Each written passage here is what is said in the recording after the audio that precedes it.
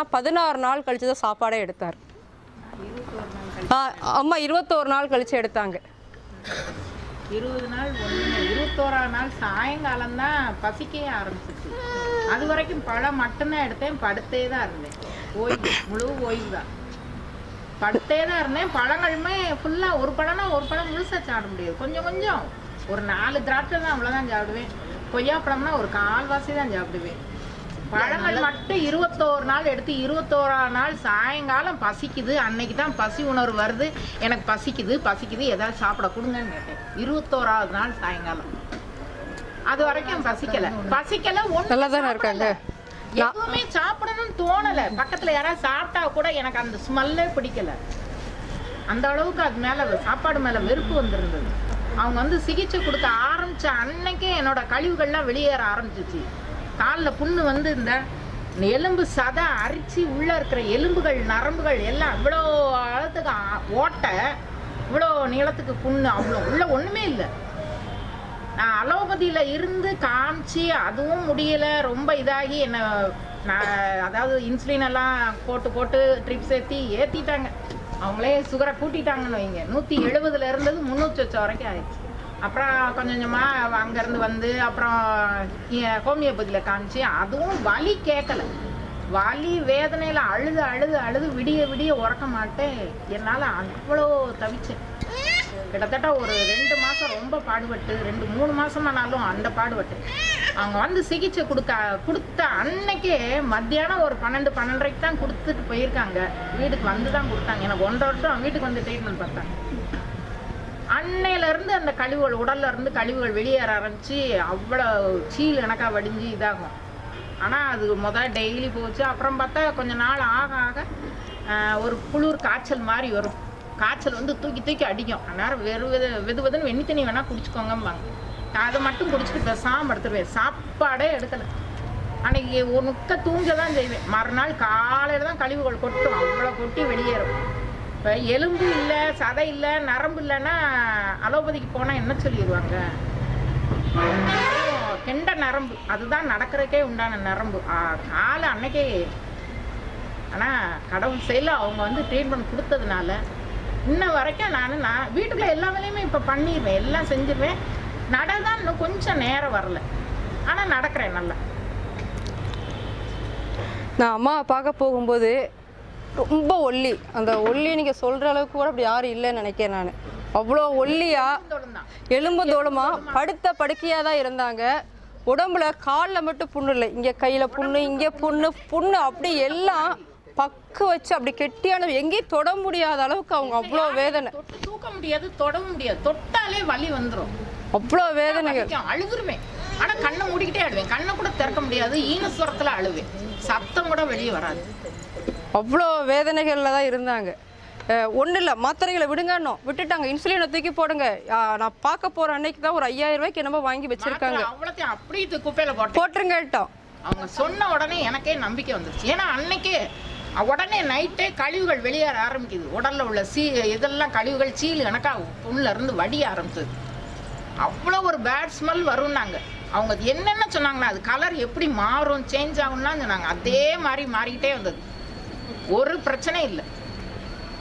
அதுக்கப்புறம் தான் எனக்கு டக்குன்னு அன்னைக்கே நம்பிக்கை வரையும். உடனே எல்லா மாத்திரையும் தூக்கி போடுங்கன்னு போட்டுட்டு மாத்திரையும் வேண்டாம், வெதுன்னு எப்போ பார்த்தாலும் வெண்ணி தண்ணி வச்சு ஃப்ளாஸ்கில் வச்சே குடிச்சேன். அந்த வெண்ணி தண்ணியை நிப்பாட்டுங்க நாங்கள் அதை வச்சுட்டு மண்பானை தண்ணி, தாமிரப்பானை தண்ணி, அவ்வளோதான். அப்படி கொஞ்சம் கொஞ்சமாக இவங்க சொன்னோடனே மாற்றின உடனே உடம்பு அவ்வளோ ஒரு ஃப்ரெஷ்ஷாக இருந்தது. பேசுகிறவே திராணி வந்தது. அதுக்கப்புறம் தான் இதுக்கு முக்கியமான சப்போர்ட் என்னென்னா, அந்த வருஷம் தான் உங்கள் பையன் அக்குபஞ்சர் படிக்க வந்திருக்கார். சென்னையில் இருக்கார். சென்னையில் அந்த வருஷம் தான் படிக்க ஆரம்பிச்சிருக்காரு. படிக்க ஆரம்பிச்சதுனால அவங்க சொல்லி இவங்களை ரெக்கமெண்ட் பண்ணி அவங்க வீட்டுக்கு என்னை பார்க்க அதனால் இன்னைக்கு நல்லா நடமாட்டிக்கிட்டு இருக்கேன். இப்போ 1 வருடம் ஆச்சு அம்மா சிகிச்சையை நிப்பாட்டி. இப்போ சிகிச்சையில் அம்மா கிடையாது, 1 வருடம் முடிஞ்சது. இப்போ சிகிச்சை இல்லாமல் அவங்களே அவங்கள சமாளிச்சுக்கிட்டு இப்போ 3 மாடி ஏறி வந்திருக்காங்க. அதாவது நீங்கள் சொன்னீங்கல்ல இன்சுலின், அதெல்லாம் போட்டுட்டு இருந்தவங்க தான். அதாவது நம்ம உடம்புல அதை மீட்டெடுக்கக்கூடிய சக்தி இருக்குது. அதுக்கு பொறுமையும் நிதானம் தான் நமக்கு தேவைப்படுது இப்போ உள்ள காலகட்டத்தில். நம்மளோட சிகிச்சைக்கு வர்றவங்க எல்லாருமே ஒரு எண்டுக்கு போய் வெறுத்து தான் வருவாங்க. அப்போ அவங்களுக்கு என்னென்ன எப்படினாலும் சரியாயிராதா, நான் இதுலேருந்து நான் வெளியே வந்துட மாட்டேனாங்கிற ஒரு ஏக்கம் தான் ரொம்ப இருக்கும். அப்போ நம்ம வாழ்வியலை தான் கற்றுக் கொடுக்குறோம், மருத்துவத்தை சொல்லலை நாங்கள் நீங்கள் இப்படி ஃபாலோ பண்ணணும்னுட்டு. முதல்ல அம்மாவுக்கு ஒரு வாரம் ஒருக்கா போனேன், 15 நாளைக்கு ஒருக்கா போய் பார்க்க ஆரம்பித்தேன். அப்புறம் அப்படிலாம் இல்லை, துப்புரவா என்னைக்கு சிகிச்சை எடுக்க அன்னைக்கே மாத்திரை மருந்து என்ன செய்யுது, அதை விட பன்மடங்கு அவங்க கொடுக்குற அந்த ஒரு தொடு உணர்ச்சிக்கு அவ்வளோ பலன் இருக்கு. அனுபவபூர்வமாக அனுபவிச்சதுனால சொல்லுங்க. இன்னைக்கு நல்லா ஒரு சத்து மாத்திரை அது இதுன்னு கொடுத்து சாப்பிட்டா கூட அது உடம்பு கிரகிச்சு நமக்கு ஏற்றுக்கிடுதுன்னு சொல்ல முடியாது. அதனால தான் சரியாயிருச்சு நம்ம உடம்பு அப்படின்னா, ஊசி போட்டனால தான் சரியாயிடுச்சுன்னு சொல்ல முடியாது. ஆனால் இவங்க கொடுக்குற சிகிச்சைக்கு கண்டிப்பாக நல்லா குணமாயிட்டு வருதுங்கிறத நான் அனுபவபூர்வமாக, ஏன்னா வலிக்குன்னு ஹோமியோபதியில் காமிச்சா அது எவ்வளோ சைடு எஃபெக்டில் அது எவ்வளோ நல்லதுன்னு சொல்கிறாங்க. ஆனால் அந்த இதுலேயும் 2 மணி நேரத்துக்கு ஒருக்க 5 மாத்திரை போடுங்கன்னு அந்த உருண்டை மாத்திரை கொடுத்தாங்க. அந்த மாத்திரை சாப்பிட்டுமே எனக்கு வலி விடலை, ஒரு துளி வலி குறையலை. ஏன்னா அலோபதியில் வெறும் பெயின் மாத்திரை 4 வகை பெயின் மாத்திரை, சத்து மாத்திரை ஏலேருந்து Z வரைக்கும் அத்தனை மாத்திரை, ஒரு 21 மாத்திரை கொடுத்துருக்காங்க. டெய்லி அதை காலையில் மத்தியானம் ராத்திரின்னு சொல்லி ஒரு நாளைக்கு ஒரு 40 மாத்திரை சாப்பிட வேண்டியது இருக்குது. ஆனால் அது சாப்பிட்டும் வலி கேட்கல. ஹோமியோபதியில் காமிச்சா அந்த வலியும் எனக்கு அது வலியை கொஞ்சம் கூட குணப்படுத்தலை. வலினா வலி அப்படி ஒரு வலி, வேதனை தொட முடியாது, தண்ணி தாகனா தண்ணி சொல்லக்கூட முடியாது, வாயை திறந்து ஈனஸ்வரத்தில் பேச்சு கூட வராது. நான் இப்போ பேசுறது எல்லாருக்கும் கேட்கும், ஏன்னா என்னோட குரலே அவ்வளோ சவுண்டான குரல் தான் சொல்லுவாங்க. ஆனால் என்னம்மா சொல்கிறேன்னு எங்கள் வீட்டுக்கார காதுகிட்ட வச்சு கேட்பாரு. அந்த அளவுக்கு லோ வாய்ஸ் ஆகி பேசவே முடியாமல் கண்ணை திறந்து இப்போ சொல்ல முடியாது, படுக்கையிலே தான் இருந்தேன். அப்படி இருந்த ஒரு 3 மாதம் ரொம்ப சிரமப்பட்டவங்கள அவங்க வந்து காமிச்ச அன்னைக்கே கொஞ்சம் தெளிவு வந்துருச்சு. அவங்க பார்த்துட்டு போய் ஒரு மாதம் கூட ஆகலை, இப்போ உனக்கு பேச்சு வந்துருச்சு, முகம் நல்லா தெளிவாயிருச்சு, சொல்லாத ஆள் கிடையாது, முந்தி மாதிரி இல்லை, இப்போ நல்லா பேசுகிற, உன்னோட குரல் பழையபடி வந்துருச்சு, முகம் இப்போ தான் பார்த்தா ஃப்ரெஷ்ஷாக இருக்குது அப்படின்னு சொல்ல ஆரம்பிச்சிட்டாங்க. அந்த அளவுக்கு ஒரு நல்ல ஒரு நீங்கள் கொடுக்குற மாத்திரை, சத்து மாத்திரை என்னெல்லாம் அதெல்லாம் என்ன செஞ்சிட போகுது, அதெல்லாம் ஒன்றுமே கிடையாது. எனக்கு பசி வர்றதுக்கு 21 நாள் ஆயிருக்கு. 21 நாள் ஒன்றும் ஆகாரம் கிடையாது. அதாவது ஆகாரம்னு என்ன, பழத்தை தவிர வேற ஒன்றும் கிடையாது. பழம் தண்ணி, பழமே அன்னைக்கு ஒரு நாள் முழுக்க ஒரு ஆப்பிள் பழம் சாப்பிட்டுப்பேன்னா கிடையாது.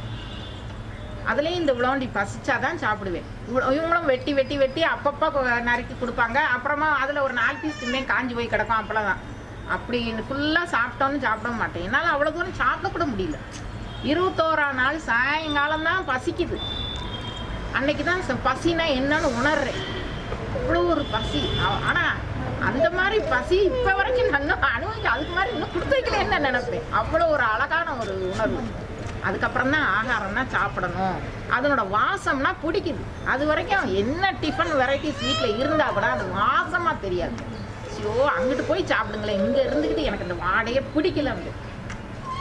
அந்த சாம்பார் வாசனை எதுவுமே ஏற்றுக்கிட, வாசனை கூட ஏற்றுக்கல. வாசனை பார்த்தோன்னே சாப்பிடணும் ஆசை வரணும்ல, அது வரலையே, பசியே இல்லையே. அப்புறம் தான் பசிச்சுது, அதுக்கப்புறம் தான் சாப்பிடணும்னு ஒன்றுனா கேட்டேன். முதல் கொஞ்சம் இட்லி இடியாப்பம் அந்த மாதிரி ஆவியில் வேக வச்சதா கொஞ்சம் கொடுங்க, ஏன்னா 21 நாள் சாப்பிடல, டைஜஷன் ஆகணுமே. அப்படி சாப்பிட ஆரம்பிச்சு அதுக்கப்புறம் எது சாப்பிடணும்னு தோணுதோ நல்லா சாப்பிடுங்கமான்ட்டாங்க, கொஞ்சம் நல்லா பசி உணர்வு வரையும். அப்புறம் நல்லா சாப்பிட ஆரம்பிச்சு. ஆனால் அவங்க சொன்ன மெத்தட் நல்லா மென்று கூழாக்கி, ஏன்னா அதுக்கு முன்னாடி 5 நிமிஷத்தில் சாப்பிட்றவா, அப்புறமா ஒரு இட்லி தான் சாப்பிட்டேன். ஒரு இட்லினாலும் 20 நிமிஷம் மென்று மெதுவாக கூழாக்கி குடிச்சு 1/4 மணி நேரம் குறைஞ்சது சாப்பிட்டு மெதுவாக சாப்பிட ஆரம்பிச்சு. அவங்க சொன்ன மெத்தட் ஃபாலோ பண்ணால் கரெக்டாக நல்லா இருக்கும் உடம்பு. அப்போ தான் என்ன செய்யுதுங்கிறது புரியுது.